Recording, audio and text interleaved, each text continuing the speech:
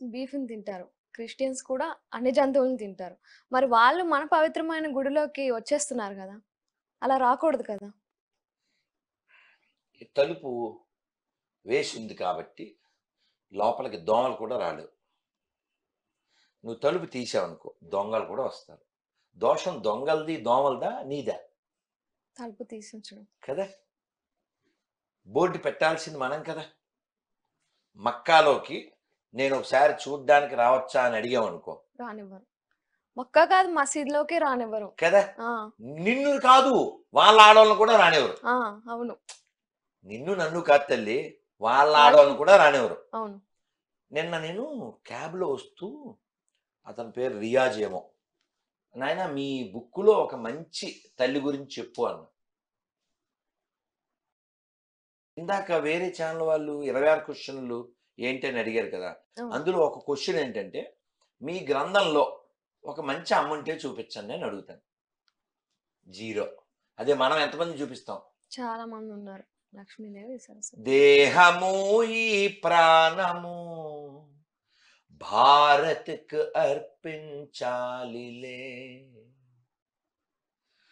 దేహము ఈ ప్రాణము భారత్‌కు అర్పించాలిలే. ఎందుకు? అంటే ఈ భూమి నా తల్లి, ఈ భూమి నా తల్లి. ఈ భావన మనకుంది. వాళ్ళకి ఆ మాతృభావం లేదు. రాముడు ఏం చెప్పాడు? రాముడు ఏం చెప్పాడు? బొబ్బిలిపల్లి సినిమా చూడలేదు. నువ్వు అసలు పుట్టలేదు అప్పుడు. మీ నాన్న చూసుంటాడు ఆ సినిమా. అప్పుడు ఇంత ఉండుంటాడు మీ నాన్న. ఆ సినిమాలో ఓ పాట ఉంటది. అంటే మా కాలం వాళ్ళకి తెలుస్తుంది 35 ఏళ్ల క్రితం. జననీ జన్మభూమిశ్చ స్వర్గాదపి గరీయసి. ఏ తల్లి నిన్ను కన్నదో ఆ తల్లినే కన్న భూమి గొప్పదిరా. అంటే సినిమాలో కూడా దేశభక్తి ఉండేది. అవును. కానీ మీరు అనాలిసిస్ చేయండి. ఇప్పుడు మన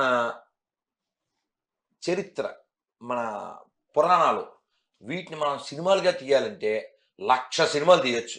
అవును. అదే బైబిల్, ఖురాన్ మీద ఎన్ని సినిమాలు తీస్తావు? ఓ సినిమా తీస్తే అయిపోద్ది.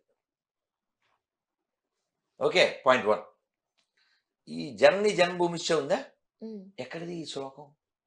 సినిమాలోది కాదుగా, రామాయణంలోది. హుహు. రామాయణంలో ఎవరెవరితో మాట్లాడారు? లక్ష్మణుడు, అన్నయ్య ఇది బాగుంది కదా లంక, మనం ఇక్కడ సెటిల్ అయిపోదామా అన్నాడు. ఓహ్! అంత దూరం ఏం వెళ్తాం, యూపీకి ఏం వెళ్తాం, శ్రీలంకలో ఉండిపోదామా అన్నాడు. అంటే మనకి తెలియలేదు సుమా, ఏదో లక్ష్మణుడికి ఏదో కోరికను కాదు. హ్మ్. అప్పుడు స్వామి ఏమన్నారు? రాములు వారు, అపి స్వర్ణమయీ లంకాం నమే లక్ష్మణ రోచతే జననీ జన్మభూమిశ్చ స్వర్గాదపి గరీయసి. అంటే ఏంటి? అంటే లక్ష్మణ, ఇదంతా బంగారంతో తాపనం చేయబడినటువంటి స్వర్ణలంకే. కానీ మన అమ్మలాంటి భూమి స్వర్గం కంటే గొప్పవి. కాబట్టి దీని గురించి నమే లక్ష్మణ రోచతే, డోంట్ క్రై ఆఫ్టర్ దిస్. ఇది రాములు వారు నేర్పారు. జననీ జన్మభూమిశ్చ. ఇలాంటి మంచి విషయాలు ఖురాన్లో, బైబిల్లో నువ్వు చూపించలేవు.